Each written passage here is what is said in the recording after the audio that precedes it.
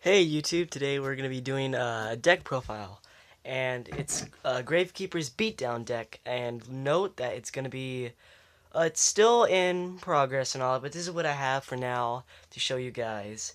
So here we go. Note that this special beatdown deck has no traps, just spells and monsters. I don't have an extra deck for it, but if you want to add an extra deck, you know what to do. If you don't, just XYZs and all that. But it's perfectly fine with an extra deck. So let's hop right to it. So to start off, we have the three Gravekeepers Visionary. This is pretty much your key boss monster right here. So you want to keep him on the field and all that. He has a good effect to bring out monsters and gains attack. Well, not bring out monsters, but gains attacks and he protects himself. Then we have the two Oracle. This card is very, very good. Uh, it's basically you can tribute three monsters or one Gravekeeper monster to tribute summon it. Now, by the Gravekeepers in sequence, you activate the effects by the numbers of Gravekeepers you tributed. So say you tributed two, those two dots right there. So it has the first one, it gains attack equal to the combined levels that all monsters tributed for its tribute summon on the field times 100. So like a level 4, that's just 400. Uh, if you use two tributes, destroy all set monsters my opponent controls. That could probably help with some shadows, but their effects still go off. And the third one, destroy all monsters your opponent currently controls. Well, not destroy all monsters my opponent currently controls loses 2,000 attack and defense. So it's pretty good, really good. Then we have two Chief. I love this guy. Once you Chief summon, basically you can control the field kinda. So basically what he does, you can only control one of him on the field, but cards in your graveyard are unaffected by Necro Valley. When this card is tribute summoned, you can select one Gravekeeper's monster from your graveyard and special summon it. So say you have a Visionary in the graveyard, pop this bad boy up and bring him out. And then that's it for the boss monsters. They have the tribute and all that. Now time for three Gravekeeper Spy. This is pretty much this is the main Gravekeepers kind of for the lowers. It's such a good card. Once it's flipped, it specials a Gravekeeper monster from 1500 or less attack from my deck. And we'll get to the reason why I have no extra deck, even though this is used for kind of it. But I'll get to the reason. It's 2,000 defense also, so it's a really good way to stall and all that. And now for three Gravekeeper's Assassinate. Uh, its effect activates if Necro Valley's on the field, and that's pretty much all the Gravekeepers. But when this card declares an attack, you can just select one face-up monster your opponent controls and change its battle position. Kind of like this is kind of like an old school kind of thing. Say your monster's in defense position, his monster's in defense position, and it's a horrible attack, but its defense is great. Just switch it and boom.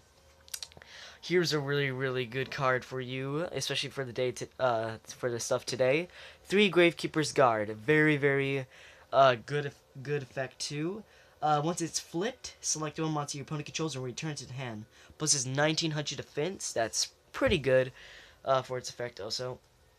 But moving on, we have one Commandant to add a Necrovalid to your hand by discarding them.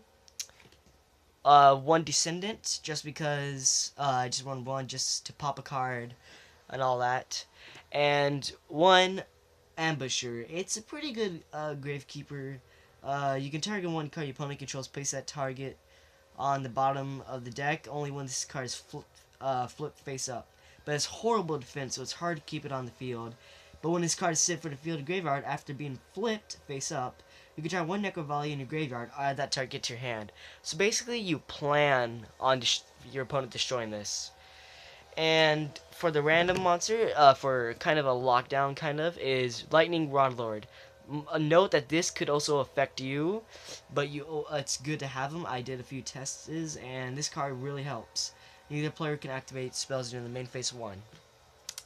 That's it for the monsters. Now, this is a special kind of beatdown with just spells, and I'll tell you kind of pretty much why and all that.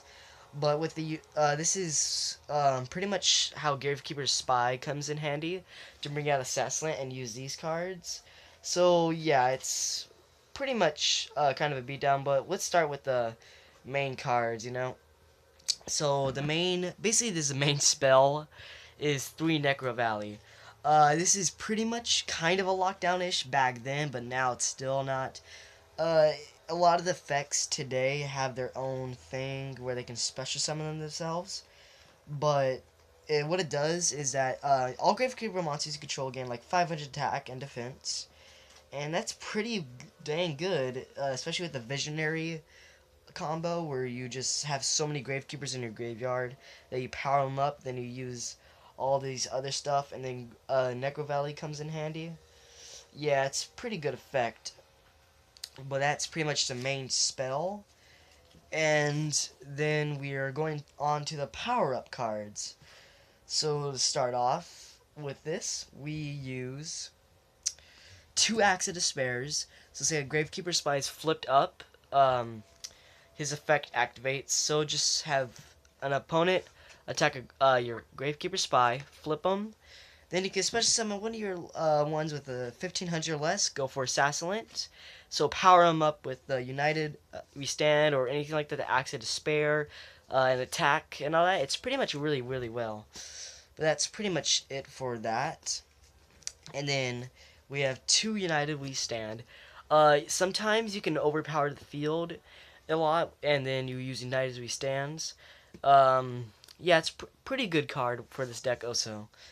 And then the final power-up card is Mage Power, double those. Extremely good in this deck. You can run 3 if you want, but the only thing that's bad about this, which is nothing, but it's really good since you're going to have a lot of spells on the card and power-ups. Mage Power just changes all of that. It just basically you get a plus for activating your spells, and this is an old school card, and it's still extremely powerful today if you use it right. 500 attack and defense for each spell and trap that you control. So it can be set or on the field, and it counts itself also. So that's really good. Then, that's pretty much it for the power-up cards. So moving on to the other cards, But, oh yeah, 3 Mage Power.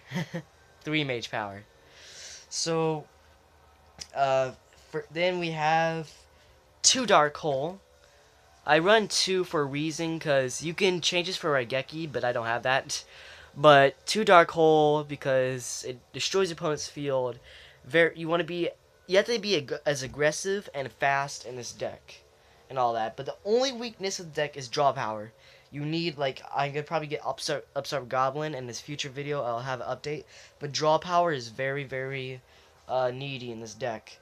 But you're going to also need to defend or destroy a lot of cards. So 2 Dark Hole. And then we have a Swords of Revealing Light.